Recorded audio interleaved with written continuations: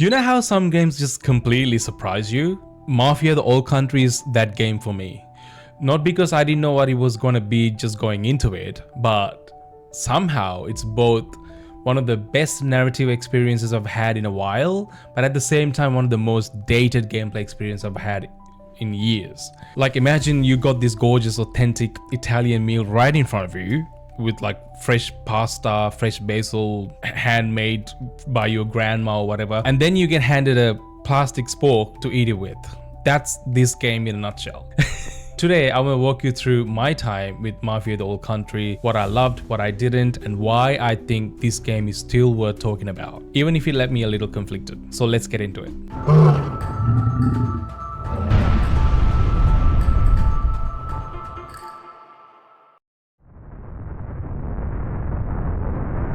First things first, Mafia is not GTA. It has never been. And the Old Country makes that clearer than ever. Every time a Mafia game comes out, somehow people immediately start comparing it to Rockstar's giant sandbox. And yeah, they share some DNA.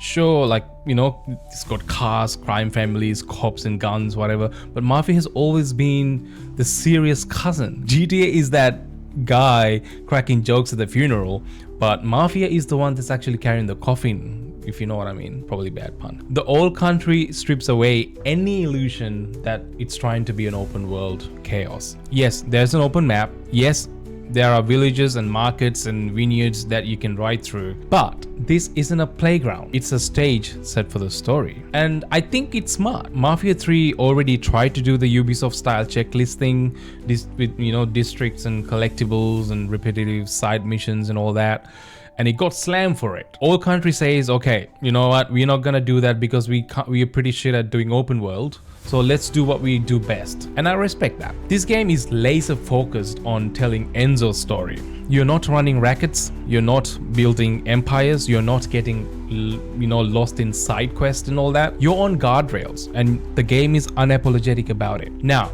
is that going to frustrate some people?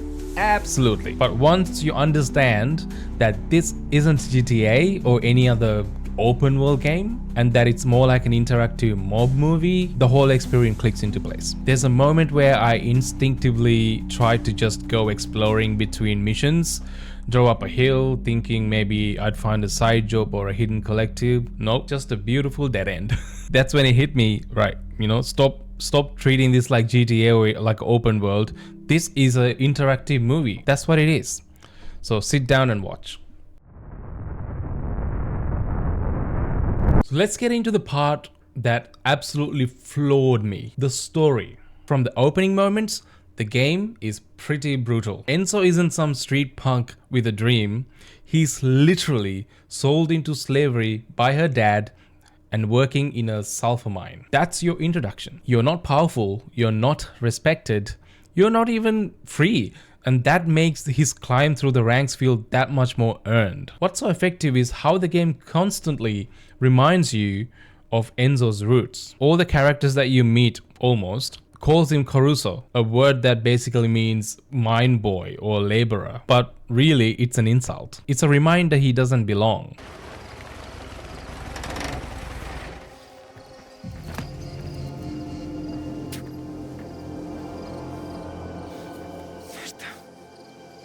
Find him!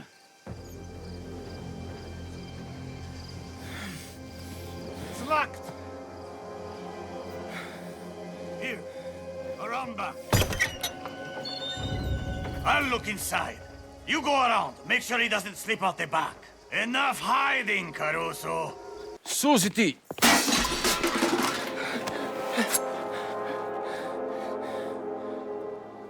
That's how you mine boys say hello.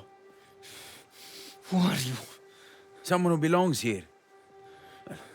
Not here. Out there. You though, you look right at home in the big pen. No matter how many jobs he does, no matter how much blood he sheds, someone always there to tell him he's not good enough. And that tension drives the whole story through. Then you got Isabella. The second she shows up, you know where that's going.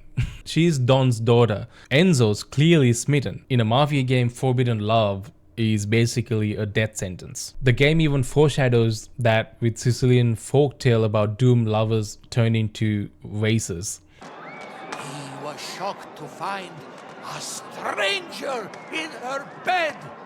Enraged at the perceived dishonor, the brother drew out his sword.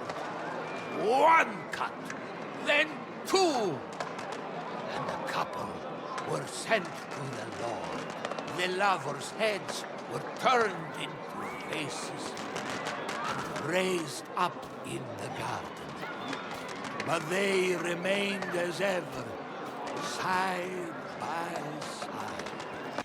I mean, come on, subtle this game is not, but it works because it builds this sense of dread that hangs over every scene they share. I've got to give credit for the performances. The voice acting and mocap are honestly top tier. Like, I wasn't expecting Last of Us level of nuance here, but some of the cutscenes hit me harder than actual movies. The way characters carry themselves, the way they glare at each other across the table, even the little silences, it just feels really authentic. It's one of those rare cases where writing, the acting, and the direction, they all kind of, come together perfectly, and it makes the story the reason that you keep coming back to play this game, even when the gameplay starts to show its age. I want to thank you about before, about the job. It's that man you should thank. If you want to show him some gratitude, work hard, keep out of trouble. Come on, it's a celebration. Drink.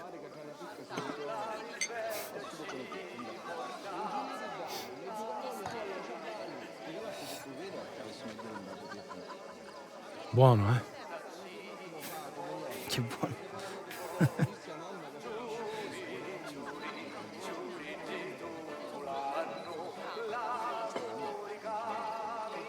Ah, Tino. The heart and soul of every occasion. I remember one cutscene, Don Torrisi is glaring across the table and Enzo saying nothing, but you could see the fear in his eyes. I legit sat back and thought, damn, I feel really uncomfortable just watching this. They're really good. That's how well they nailed the tension. I also want to talk about the setting. The whole playground of Sicily, the valley, actually steals the show. This is probably the most gorgeous Mafia world I've ever seen in the series. The villages, the vineyards, the rolling hills, the churches lit by candlelight, it's absolutely stunning.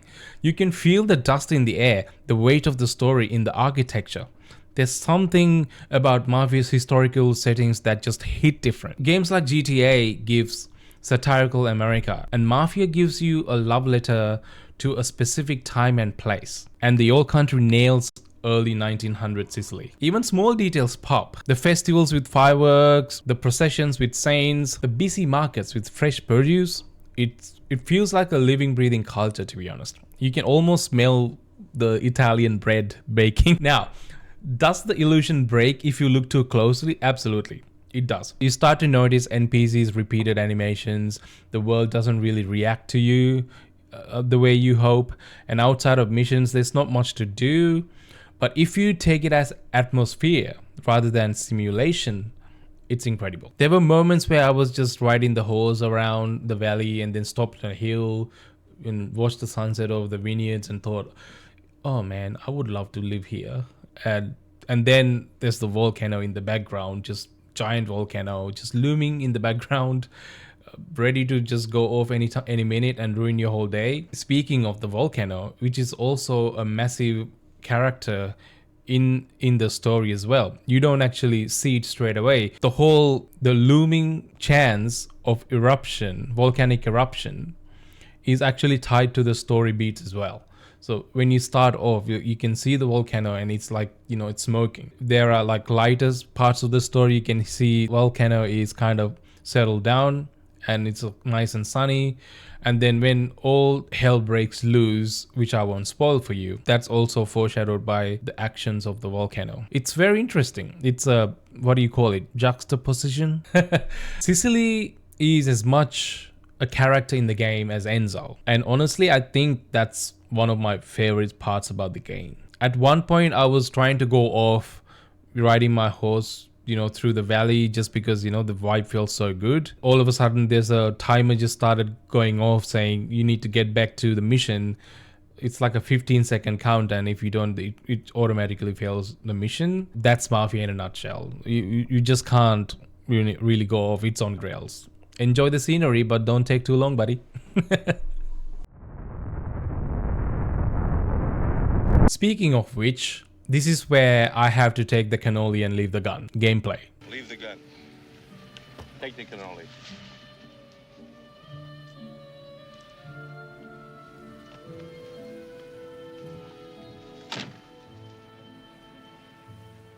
And look, it's not terrible. It's just basic.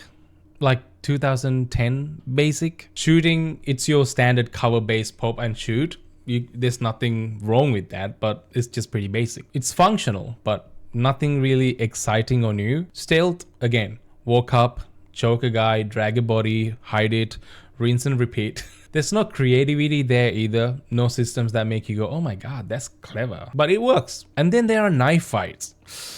Oh boy, these are a mixed bag.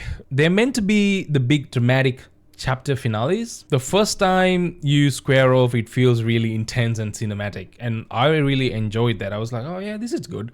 The second time it was like, yeah, still fun, but by the fifth time you're like, all right, I get it. Parry, stab, slow-mo, slash, and cutscene. What's next?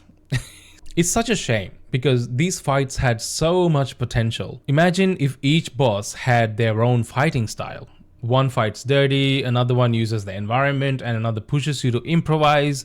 Instead, they all feel exactly the same. And then you notice all the systems that could have been more. The charms, the fuel mechanics, the upgrade shops, they're barely relevant. I mean, you get introduced to these mechanics early in the game, but then you never really use them, or you don't even get a chance to use them unless like you personally go out of your way to actually use it, which you don't get a lot of chances of because the story keeps going. That's when these feel like leftovers from a bigger game that got cut down to fit into the budget. So what you're left with a game where the story is doing all of the heavy lifting pretty much, and the gameplay is just there to keep your hands busy. There was this one stealth mission where I messed up and got spotted instantly. Instead of restarting, I tried to improvise, tried to break line of sight. The AI just gave up after a few seconds. It's like, must have been the wind. I laugh, but it killed the tension completely. Alright, let's talk about the rhythm of these missions, because this gameplay definitely has a formula. It goes something like this. Every chapter, you start with a very calm setup, and it's like, oh, everything's fine and dandy. And then you do a job for the Torrisi family, and then things escalate.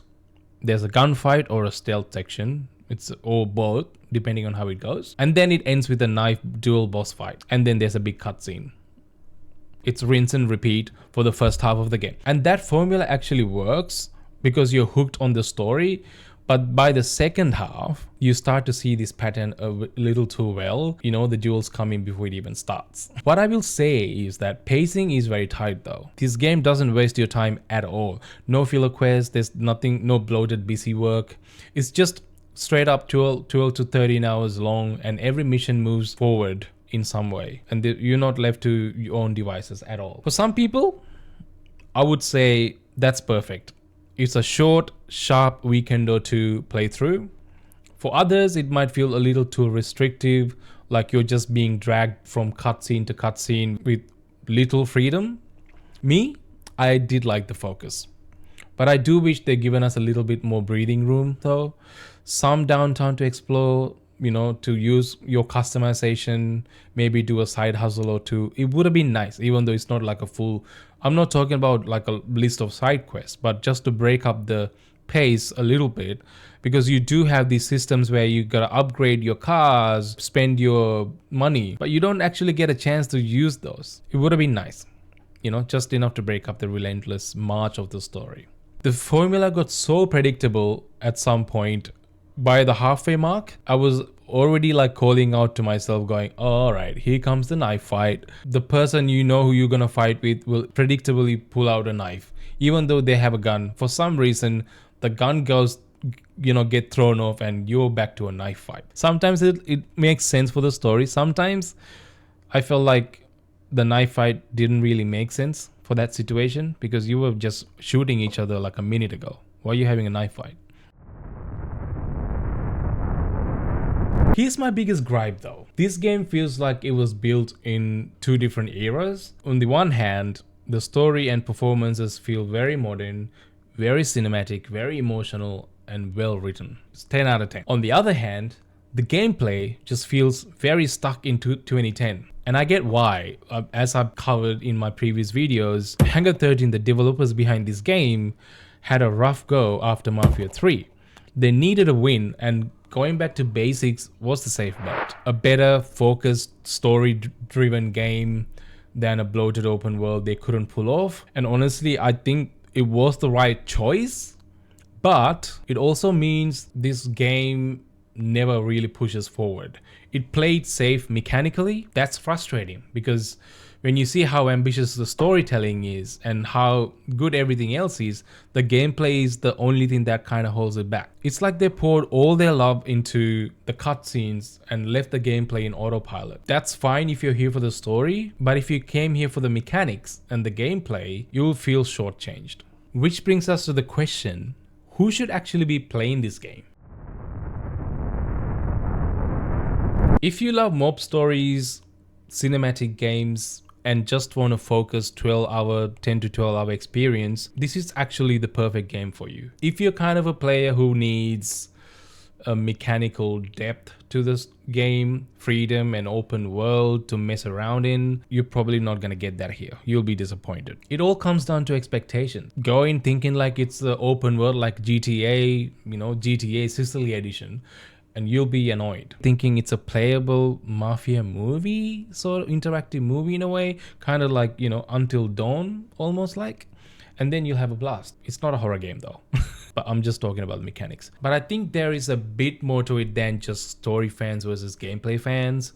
This game also speaks to what kind of a gamer you are right now. If you're someone who doesn't have 60 hours to complete or sink into an RPG, if you just want a tight, bingeable experience you can knock out over a weekend or two, Old Country is a godsend. It's lean, it's structured, it doesn't waste your time. You can actually see the credits rolling without rearranging your whole schedule, which in 2025 is a bit of a miracle and rare, to be honest. On the other hand, if you're the kind of player who wants replayability, you're not going to find it here, my friend. Once you finish the story, that's it. No alternate endings, no meaningful branching choices, no side path that can make a second run worth it. You've seen what it has to offer by the time it rolls credits. For some people, that's totally fine, including myself. For others, that's a deal breaker, which I understand. And then there is the audience that love immersion. If you're the type who plays games for atmosphere, walking through a bustling market, listening to NPCs chatter, soak in the sights and sounds, this game nails that.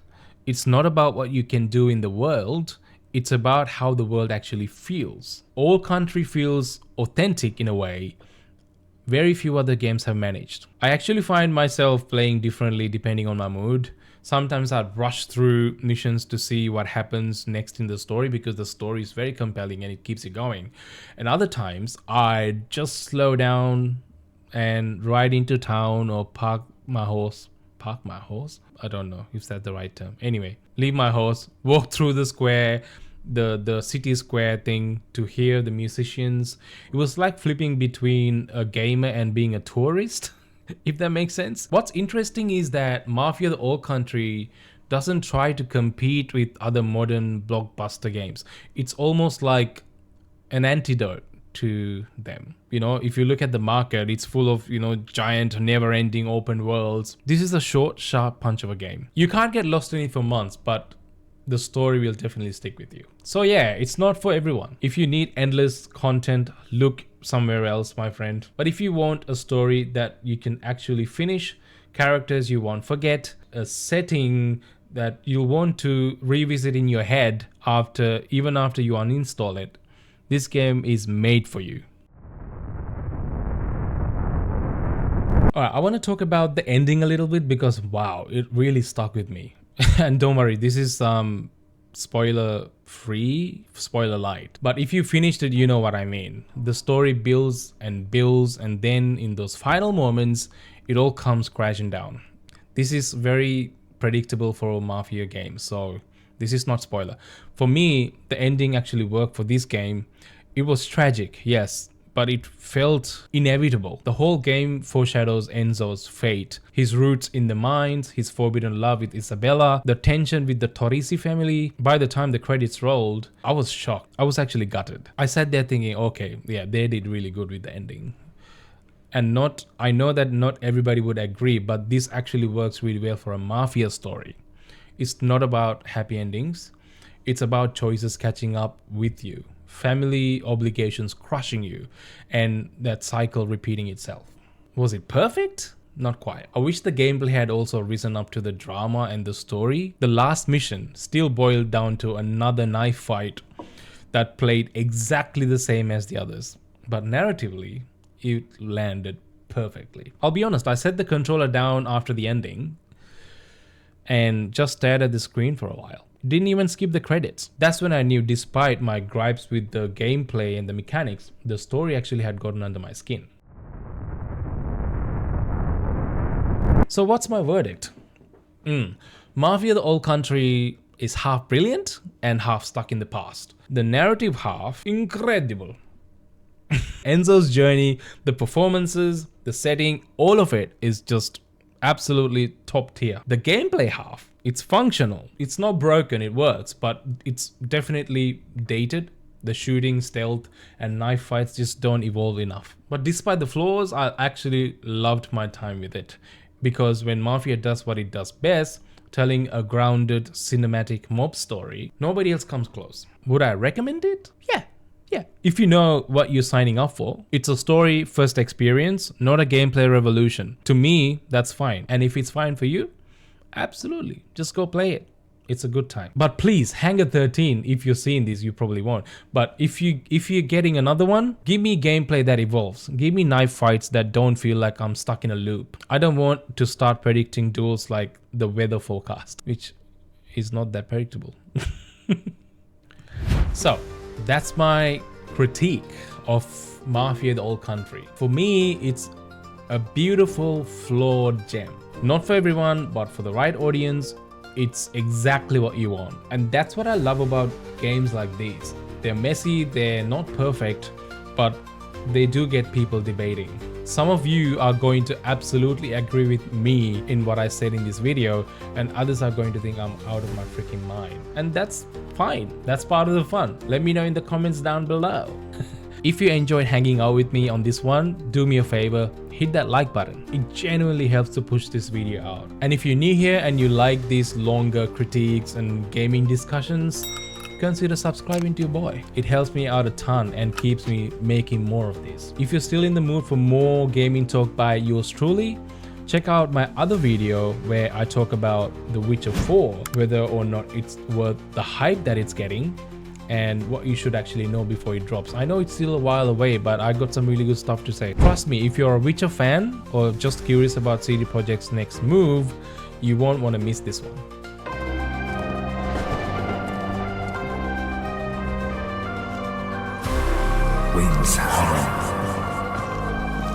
Thanks for watching, and if you're still here, you're a bloody legend and I love you for that.